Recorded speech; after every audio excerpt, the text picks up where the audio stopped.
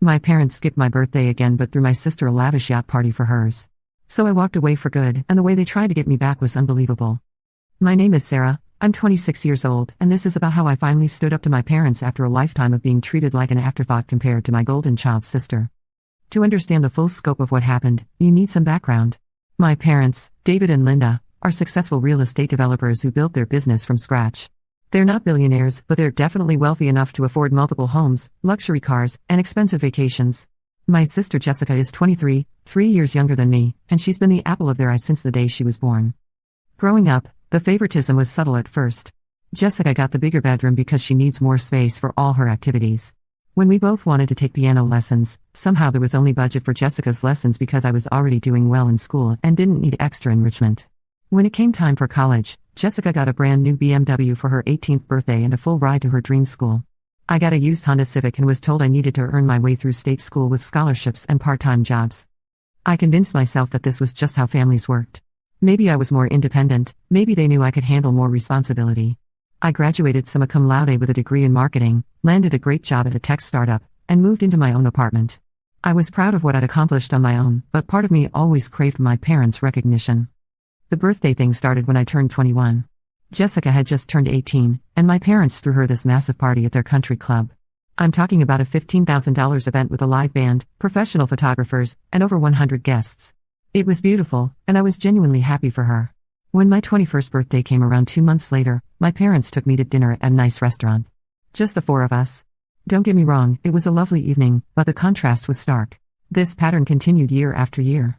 Jessica's 19th birthday, weekend trip to Napa Valley with her college friends, all expenses paid by mom and dad. My 22nd, dinner at home with takeout pizza. Jessica's 20th, surprise party with all her friends at a rented mansion. My 23rd, lunch at a chain restaurant because they forgot to make reservations anywhere else. I started to expect it, honestly. I'd plan my own birthday celebrations with friends, and my parents would show up for an hour or two, take some photos for social media, and leave early because they had other commitments. Meanwhile, Jessica's birthday was always a week-long celebration with multiple events, expensive gifts, and undivided parental attention. 2 years ago was when I should have seen the writing on the wall, but last year was my true breaking point. Jessica turned 23 on June 15th, and I kid you not, my parents chartered a yacht for her birthday party. A yacht. They invited 50 of her closest friends, hired a catering company, and even flew in her college roommate from across the country. The party lasted from noon until midnight, with jet skiing, a professional DJ, and a fireworks show that probably cost more than my annual salary. I wasn't even invited initially. I found out about it through Jessica's Instagram stories. When I called my mom to ask about it, she got flustered and said, "Oh honey, of course you're invited. I just assumed you'd be busy with work." Busy with work. On a Saturday. When they'd known about Jessica's birthday for, I don't know, 23 years. I went to the party, played the role of the supportive big sister, smiled for photos, and watched my parents beam with pride as they gave Jessica a $10,000 Rolex as a main gift. I left early, claiming I had a headache, but really I just couldn't watch another minute of the Jessica worship. My birthday was coming up on August 20th, just 2 months later. I was turning 26, which felt like a milestone to me. I'd just gotten a promotion at work, I'd been seeing someone special for a few months, and I was genuinely excited about this phase of my life. I didn't expect a yacht party, but I thought maybe, just maybe, they'd make an effort this time. 2 weeks before my birthday, I casually mentioned to my mom that I was looking forward to celebrating. She said she'd check the calendar and get back to me. A week before my birthday, I asked again. She said they were still figuring out logistics. The day before my birthday, I called both parents. Mom said she had a real estate conference that weekend that she couldn't miss. Dad said he had golf plans that were already paid for. I hung up the phone and just sat in my apartment, staring at the wall. 26 years old, and I was spending my birthday alone because my parents couldn't be bothered to prioritize me for a single evening. But then I got angry. Really, really angry. I called my boyfriend Mike and told him what happened. He was furious on my behalf, which felt validating, but what he said next changed everything. "Sarah, you know this isn't normal, right? Parents don't just skip their kid's birthday unless there's some kind of emergency. And even then, they'd reschedule immediately." That night, I made a decision. I wasn't going to play this game anymore. I wasn't going to compete for scraps of my parents' attention while Jessica got the whole feast. I was done. I spent my actual birthday with Mike and my close friends. We went to a rooftop bar, had an amazing dinner, and honestly, it was one of the best birthdays I'd had in years. But Sunday came, and I knew I had to do something that scared me more than anything I'd ever done before. I wrote a letter. Not an email, not a text, but an actual handwritten letter. It took me 3 drafts, but here's what I finally sent. Mom and Dad, I want you to know that I spent my 26th birthday surrounded by people who love and value me. People who showed up. People who remembered. I also want you to know that this will be the last birthday you have the option to skip. For as long as I can remember, you have made it clear through your actions that Jessica is your priority and I am an afterthought. I have watched you spend thousands of dollars on her celebrations while offering me dinner at Applebee's. I have watched you rearrange your entire schedules for her convenience while telling me you're too busy for mine. I'm not angry about the money. I'm angry about what the money represents: your time, your attention, your love, and your effort. All things that Jessica receives in abundance and I receive in scraps. I have spent 26 years trying to earn your love and recognition. I graduated at the top of my class, built a successful career, and became an independent, responsible adult. None of it mattered. Jessica gets celebrated for existing while I get ignored despite achieving. I'm done competing for your affection. I'm done accepting less than I deserve. I'm done pretending that this dynamic is normal or healthy. Effective immediately, I'm stepping back from our relationship. I will not be attending family events, holiday celebrations, or Jessica's future birthday parties. I will not be calling, texting, or visiting unless there is a genuine emergency. If you want to have a relationship with me, you need to acknowledge how you've treated me and make concrete changes to how our family operates. Until then, I wish you and Jessica well, but I will not be participating in my own marginalization any longer. Love, Sarah. P.S. I hope you enjoyed your golf game, Dad. And Mom, I hope your conference was worth it. I mailed the letter on a Monday and then did something I'd never done before. I blocked both my parents' phone numbers. Not permanently, but I needed space to think without the inevitable barrage of calls and texts. The reaction was swift and exactly what I expected. Jessica called me crying, begging me to talk to Mom and Dad because they were so upset. She couldn't understand why I was being so dramatic over just a birthday. When I tried to explain that it wasn't about just one birthday, but about 26 years of being treated as less important than her, she got defensive and hung up on me. I unblocked my parents after a week because I was curious about their response. I had 23 missed calls, 47 text messages, and 8 voicemails. The messages ranged from confused, "Honey, we don't understand what you mean," to dismissive, "You're overreacting and being childish," to angry, "How dare you write such a hurtful letter to your mother?" But not one of them was an apology. The holidays came and went. I spent Thanksgiving with Mike's family and Christmas with my college roommate's family in Colorado. It was strange but liberating to be part of celebrations where I felt genuinely wanted and included. My parents sent me expensive Christmas gifts, a designer purse, high-end skincare products, and a gift certificate to an upscale spa. No card, no note, just expensive items that felt like bribes. I donated everything to a women's shelter. Spring came, and I was honestly doing really well. My relationship with Mike was getting serious, my career was thriving, and I felt lighter without the constant disappointment of my family dynamic. I'd made new friends through work and hobbies, and I was building the kind of supportive community I'd always wanted. Then Jessica's next birthday rolled around again. I know this because my Facebook and Instagram feeds were flooded with posts from the event. This year, my parents had rented out an entire private beach resort for a long weekend. They flew in 30 of Jessica's closest friends and family members, hired a professional photographer for a styled photo shoot, and gave her a brand new Tesla as a birthday gift. The post showed helicopter rides, private beach dinners, and what looked like a coordinated professional music video of Jessica's birthday weekend experience. The estimated cost, based on what I could see in the photos and my knowledge of my parents' spending habits, was probably close to $80,000. I felt sick looking at it, not because I wanted a party like that, but because it was such a slap in the face. Here was proof, documented for all of social media to see, that my parents absolutely had the time, energy, and resources to throw elaborate celebrations. They just chose not to do it for me. But what happened next was what really pushed me over the edge. 2 weeks after Jessica's beach resort extravaganza, I got a call from an unknown number. It was my Aunt Rachel, my mom's sister, who I'd always been close to growing up but hadn't spoken to much in recent years. "Sarah, honey, I need to talk to you about what's going on with your parents," she said, sounding stressed. Apparently, my parents had been calling all of our extended family members, telling them that I had cut them off for no reason and was having some kind of mental health crisis. They were asking family members to talk sense into me and convince me to come home and apologize. But here's the kicker, they were also telling people that they had no idea why I was upset and that my letter had come out of nowhere with completely false accusations. Aunt Rachel had been at Jessica's beach resort party. She'd seen the extravagance firsthand, and she'd also been at enough family gatherings over the years to witness the differential treatment. She wasn't buying their innocent act. "Sarah, I've watched this dynamic for years and always felt uncomfortable about it, but I thought it wasn't my place to say anything," she told me. "But what they're doing now, trying to make you look unstable to the whole family, that's not right. I wanted you to know what they're saying so you can defend yourself." I was furious. It was bad enough that they couldn't acknowledge their behavior, but now they were actively trying to damage my reputation and relationships with other family members. That night, I decided it was time to stop playing defense and start playing offense. I spent the weekend crafting a detailed Facebook post with photo evidence.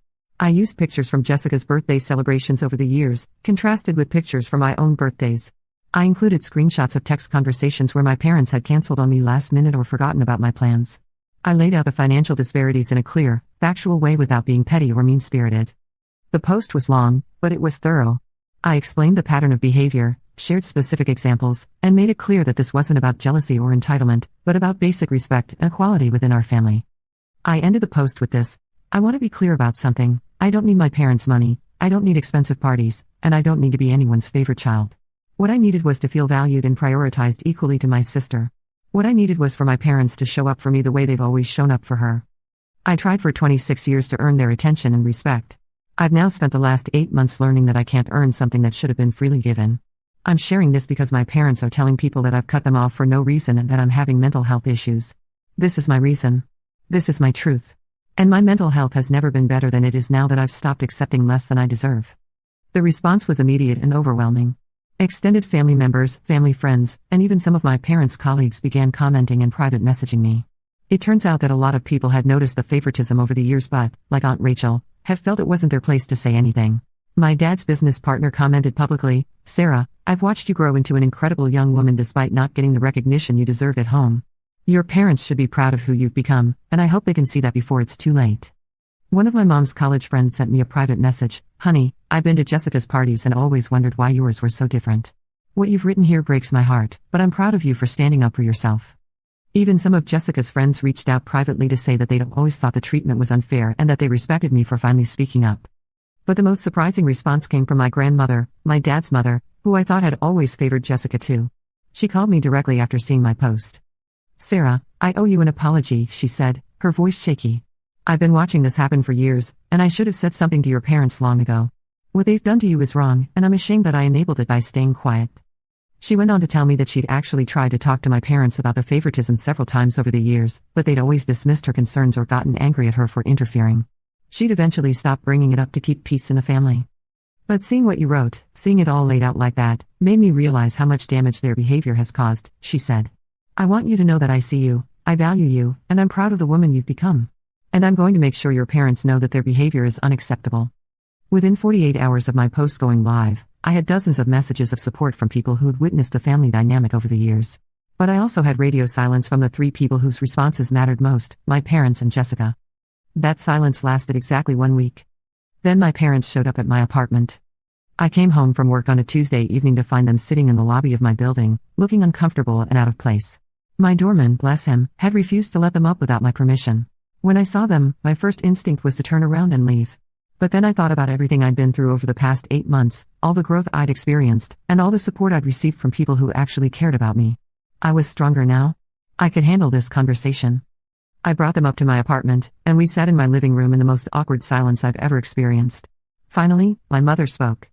"Sarah, we read your post," she said, practically spitting out the word post like it was something distasteful. "And?" I replied, keeping my voice calm and level. "And we think you've completely mischaracterized our family and embarrassed us in front of everyone we know," my father jumped in, his voice already rising. I almost laughed. Almost. Here they were, sitting in my apartment after showing up unannounced, and their primary concern was their public image. "So you're not here to apologize," I said. It wasn't a question. "Apologize for what?" my mother asked, genuinely seeming confused. "For loving both our daughters? For doing our best as parents?" That's when I realized they truly didn't get it. They weren't here because they'd had some moment of clarity about their behavior. They weren't here because they missed me or wanted to rebuild our relationship. They were here because I'd made them look bad in front of their community, and they wanted me to take it back. "Let me ask you something," I said, looking directly at both of them. "If you had to estimate how much money you've spent on Jessica's birthdays over the past 5 years, what would that number be?" They looked at each other uncomfortably. "I don't know why that matters," my father said. "Humor me." After some back and forth, they estimated around $100,000. They tried to justify it by saying that Jessica's birthdays had become family events that everyone enjoyed, and that I had never expressed interest in big parties. "Now," I continued, "how much would you estimate you spent on my birthdays in that same time period?" More uncomfortable silence. Finally, my mother whispered, "Maybe $800? "So Jessica gets $100,000 worth of celebration and I get $800, I said. "And you can't understand why I might feel less valued?" But Sarah, you're so independent. My mother exclaimed. You never seem to want those kinds of celebrations. I never seem to want them because you never offered them, I replied. Did you ever ask me what I wanted? Did you ever say, Sarah, how would you like to celebrate your birthday this year? Did you ever consider that maybe I was pretending not to care because caring hurt too much when I was constantly disappointed? The conversation went on for 2 hours. They tried every argument in the book. I was being too sensitive. I was misremembering events. Jessica needed more support because she was younger. They had different relationships with each of us, and my personal favorite, that I was punishing them for being successful because I couldn't handle that they had money to spend on nice things. What made it even more infuriating was how they kept trying to rewrite history right in front of me. My mother actually claimed that they'd always celebrated both of us equally and that I was choosing to focus on the negative. When I brought up specific examples, like Jessica's yacht party versus my forgotten birthday, my father said I was cherry-picking incidents, and that I couldn't expect them to remember every little detail from years ago. Every little detail. My birthday was a little detail to them. They also kept insisting that I had different needs than Jessica, as if wanting to feel loved and prioritized by your parents was some kind of unreasonable character flaw. My mother said, you were always so mature and self-sufficient, Sarah. We knew you could handle more independence. It was like they'd convinced themselves that neglecting me was actually a compliment to my character. But the most manipulative part was how they kept trying to make me feel guilty for hurting Jessica. She's been crying for days, my mother said. She doesn't understand why you're trying to destroy the family over something so trivial.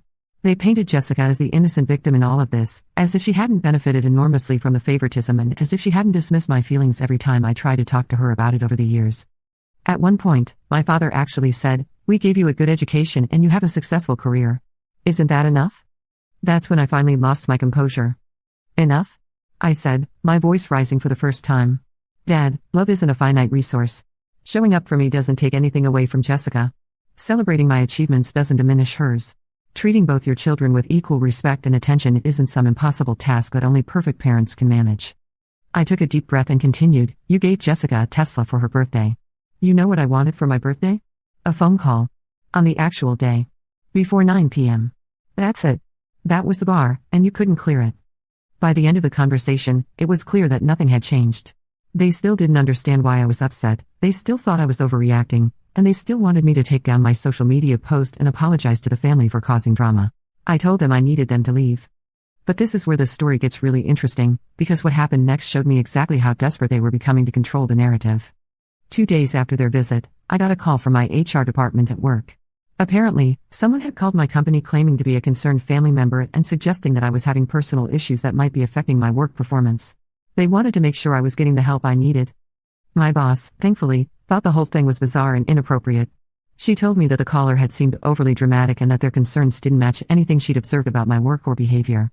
But she wanted me to be aware that someone was trying to interfere with my professional life, even though our company policy is to not engage with such calls from non-employees. I knew immediately who had made that call. Then, things escalated in other ways. I started getting friend requests and messages on social media from people I didn't recognize. When I looked closer at their profiles, they all seemed fake, generic photos, very few posts, recently created accounts. It didn't take me long to figure out that someone was trying to monitor my online activity and gather information about my personal life. Mike figured out something was wrong when a stranger approached him at his gym, claiming to be a family friend who was worried about Sarah and wanted to know if I was doing okay and making good choices. The person asked unusually specific questions about my work schedule, my relationships, and my daily routines. The final straw came when they contacted my landlord. I came home from work one Friday to find a notice on my door saying that my landlord needed to speak with me urgently about my lease. When I called him, he explained that my parents had contacted him claiming to be concerned about my mental state and wanting to know if I was taking care of the apartment properly and paying rent on time. They had also offered to pay my rent for the next year to help me through this difficult time and asked if they could be added to my lease as emergency contacts. My landlord, who's a decent guy and has never had any issues with me as a tenant, was completely baffled by the whole situation. Sarah, I've never had tenants' parents contact me like this, he said. It seems really strange and inappropriate. I told them that you're an excellent tenant, and that I can't discuss your lease with anyone who's not on it, but they were very persistent. That weekend, I sat down and really thought about what was happening. My parents weren't trying to win me back because they miss me or because they'd realized they'd been wrong. They were trying to undermine my credibility and independence in every area of my life so they could dismiss everything I'd said about their behavior. They were trying to sabotage my career, my relationships, and my independence so I'd be forced to come back to them. It was manipulative, controlling, and honestly, a little scary. But it was also exactly the proof I needed that I'd made the right decision in cutting them off. I decided it was time to document everything and fight back. I gathered all the evidence of their recent behavior, screenshots of the fake social media accounts that had tried to friend me, documentation of the inappropriate call to my HR department, the notice from my landlord about their contact, and testimony from Mike about being approached by a stranger asking personal questions about me. I compiled it all into a second Facebook post. This one was shorter but much more damning. Update: for those who saw my previous post about my family's situation, I wanted to share what has happened since I spoke my truth publicly. Rather than reflecting on their behavior or attempting to genuinely repair our relationship, my parents have attempted to monitor my personal life through fake social media accounts, had someone approach my boyfriend asking invasive questions about my daily routines, called my employer to suggest I'm having personal issues that might affect my work performance, contacted my landlord to question my mental state and tenancy. This is not the behavior of parents who are concerned about their child's well-being. This is the behavior of people who are more interested in controlling the narrative than addressing the truth. I shared my story because I wanted people to understand why I'd stepped away from my family. The response from my parents has validated that decision more than I ever could have imagined. To anyone who might be in a similar situation, you are not crazy, you are not overreacting, and you deserve better. Sometimes the people who are supposed to love us most are the ones we need to protect ourselves from. I will not be responding to any further attempts at manipulation or contact from my parents. I'm moving forward with my life surrounded by people who love and respect me. The response to this second post was even stronger than the first. People were outraged on my behalf. Several family members and family friends publicly commented their support and condemnation of my parents' recent actions. But the response that mattered most came from Jessica, though it took longer than I expected. Before she reached out though, something else happened that I need to mention. About a week after my second Facebook post, I started getting private messages from other people with similar family situations. Women mostly, telling me their own stories of being the forgotten child or the responsible one who got less attention while their siblings were celebrated. One message particularly stuck with me. A woman named Maria wrote, "I'm 34 and I'm still trying to earn my parents' love while they worship my younger brother. Reading your story made me realize I'm not crazy for feeling hurt by this. Thank you for giving me permission to expect better." Another woman, Jennifer, shared that she'd been the Jessica in her family and had never realized how much pain she was causing her older sister by accepting all the extra attention without question. "Your post made me call my sister and apologize for the first time ever," she wrote. "We're finally having honest conversations about our childhood. These messages made me realize that what I'd experienced wasn't unique, and that speaking up about it was helping other people recognize their own situations. It gave me strength during those difficult weeks when my parents were trying to sabotage my life." I also started following some social media accounts about narcissistic family dynamics and emotional abuse, and everything I read reinforced what my therapist had been telling me. The pattern was textbook: the golden child, Jessica, the scapegoat, me, and parents who couldn't handle being held accountable for their behavior. 2 weeks after my second Facebook post, she finally reached out via text asking if we could talk. Unlike my parents, she asked permission first and didn't just show up unannounced. When she came over the next evening, she looked genuinely conflicted rather than just upset. "Can we talk?" she asked when I opened the door. I let her in, and we sat down in the same living room where I'd had that awful conversation with our parents a few weeks earlier. "Sarah, I'm so sorry," she said, and she was crying. "I had no idea they were doing all this crazy stuff with the private investigators and calling your work. That's insane." I waited for the but I still don't understand why you had to make everything so public," she continued. "Couldn't you have just talked to them privately?" I almost laughed. "Jess, I did try to talk to them privately. That's what the letter was. And look how they responded." "But the Facebook posts made them look terrible in front of everyone they know," she said. "They made themselves look terrible," I replied. "I just documented what actually happened." We talked for over an hour. Jessica admitted that she'd always known our parents treated us differently, but she convinced herself that it was because I was more independent and didn't need as much support. "I thought you preferred it that way," she said. "How could I prefer being ignored?" I asked her. That question seemed to really hit her.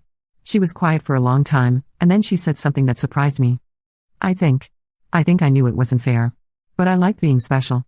I liked being their favorite. And I didn't want to rock the boat because I was scared they might stop treating me that way." It was the first time Jessica had ever acknowledged the favoritism directly, and it was the first time she'd ever expressed any understanding of how it had affected me. "I'm sorry, Sarah," she said again. "I'm sorry I didn't stick up for you. I'm sorry I didn't see how much it was hurting you. And I'm really sorry about what Mom and Dad are doing now." She paused, and then asked, "Is there anything I can do to help fix this?" For the first time in months, I felt a glimmer of hope about salvaging some kind of relationship with my sister. "You could start by telling Mom and Dad that their current behavior is unacceptable," I said. "And maybe, if you really want to help, you could think about what it might mean to have a more equal relationship with them going forward." Jessica looked confused. "What do you mean?" "I mean, what if you told them you didn't need a $75,000 birthday party next year? What if you suggested they put some of that money toward treating both of us more equally? She looked genuinely panicked at the suggestion, which told me everything I needed to know about how ready she was to give up her princess status for the sake of fairness. I don't think they'd listen to me about that, she said. They'd listen to you before they'd listen to me, I replied. You have all the power in this family, Jess. The question is what you're going to do with it. She left that day promising to think about everything I'd said and to tell our parents to stop their harassment campaign against me. A week later, I got a text from her. I told them to stop with the pie stuff and leave you alone. They said they would. I'm still thinking about the other stuff we talked about. It wasn't everything I'd hoped for, but it was something. Meanwhile, the harassment did stop. No more strange friend requests, no more mysterious phone calls to my workplace, no more weird conversations with my landlord. But I also didn't hear anything else from my parents. As I'm writing this, it's been 14 months since I sent that first letter. In that time, I've built a stronger relationship with Mike. We moved in together 6 months ago, I've gotten another promotion at work, and I've cultivated friendships with people who value me and show up for me consistently. I've also started going to therapy, not because there's anything wrong with me, but because I wanted to process the grief of losing the parents I'd always hoped to have and learn better patterns for my future relationships. My therapist helped me understand that what I experienced was a form of emotional abuse called scapegoating and that my parents' recent behavior was typical of abusers who lose control over their victims. She also helped me see that my decision to set boundaries wasn't selfish or cruel, but necessary for my mental health and self-respect. I still love my parents. I probably always will. But I've learned that loving someone doesn't mean accepting treatment that damages your self-worth. I've also learned that family isn't just about blood relations. The people who've supported me through this past year, who've celebrated my victories and comforted me through the difficult moments, who've shown up for me consistently without being asked, those people are my real family. As for Jessica, we text occasionally now. She's never followed through on challenging our parents' behavior, but she has acknowledged that the way they treated me wasn't fair. It's not the sisterly relationship I once hoped for, but it's honest, which is more than we had before. A few months ago, I heard through Aunt Rachel that my parents have been telling people I'll come around eventually and that this is just a phase I'm going through. They seem to genuinely believe that if they wait long enough, I'll get tired of being independent and come back begging for their attention. Aunt Rachel also told me something interesting that happened at a family wedding recently. Apparently, several people asked my parents where I was, and when they gave their usual Sarah's going through a difficult time explanation, my cousin Mark spoke up and said, "Actually, I think Sarah's doing great. I saw her social media posts about the family's situation, and it sounds like she's finally standing up for herself." Other family members apparently nodded in agreement, and my parents were visibly uncomfortable. It seems like their narrative about me having a breakdown isn't sticking with people who actually know me. Most of our extended family has figured out that there are two sides to this story, and they're not automatically taking my parents' word for everything anymore. I've also learned through the grapevine that Jessica's most recent birthday wasn't quite as extravagant as the previous ones. Not because my parents suddenly developed a sense of equality, but because the optics became problematic after my Facebook posts gained so much attention. Apparently, spending $80,000 on one daughter's birthday party looks a lot worse when hundreds of people online know you regularly skip the other daughter's birthday entirely. It's not progress exactly, but it's something. They don't understand that I'm not coming back because I don't need to anymore. I've found my worth outside of their approval, and I've built a life filled with people who celebrate me not despite who I am, but because of who I am. My birthday 2 months ago was incredible. Mike surprised me with a weekend trip to the mountains with all our closest friends. We went hiking, had a bonfire, told stories, and laughed until my cheeks hurt. It was simple and perfect and everything I'd ever wanted a birthday celebration to be. I didn't get a single call or text from my parents. And for the first time in my life, that felt like freedom instead of abandonment. To anyone who might be reading this and seeing themselves in my story, you deserve better. You deserve to be valued, prioritized, and celebrated by the people who claim to love you. You don't have to accept less than you deserve just because it's coming from family. And sometimes, the most loving thing you can do for yourself is walk away from people who can't love you the way you need to be loved, even if those people gave you life. I'm still Sarah. I'm still 27 now, having just celebrated another birthday surrounded by people who actually care about me. But I'm no longer the girl who settles for scraps of attention and calls it love. And I've never been happier.